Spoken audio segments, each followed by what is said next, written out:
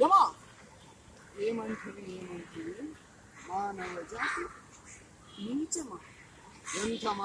ఎంత మాట వైతరిని వరకు వెంటాడి వేధించి ముప్ప దీపాలు పెట్టింది ధర్మశాస్త్రాన్ని మంట కలిపి తన పతి ప్రాణాలను దక్కించుకున్న నారీమణి సావిత్రి జాతి మానవ జాతి.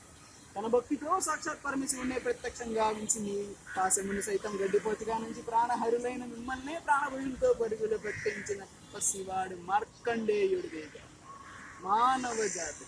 నిత్యమన్న మా జాతి నిలవన ఏనాడో అపదశం మూడగట్టుకున్న మీరు నేడు జాతి జాతి అని మా మోహేళన చేయటయా. ఎంత అవివేకం, ఎంత అజ్ఞానం, ఎంత కుసంస్కారం.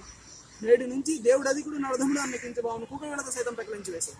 ముక్కులు పొందే ముక్కోడి దేవతలు దిక్కుల్ని లక్ష దీపాలు మలగడ నిత్య పంచభూతం సైతం జహో నగడాన్ని హర్షించే విధముగా ఈ సింహాసనాన్ని అధిష్ఠించారు.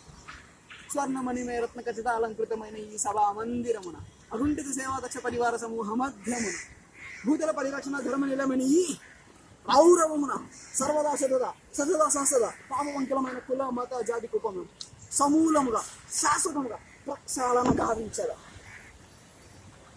Any doubts?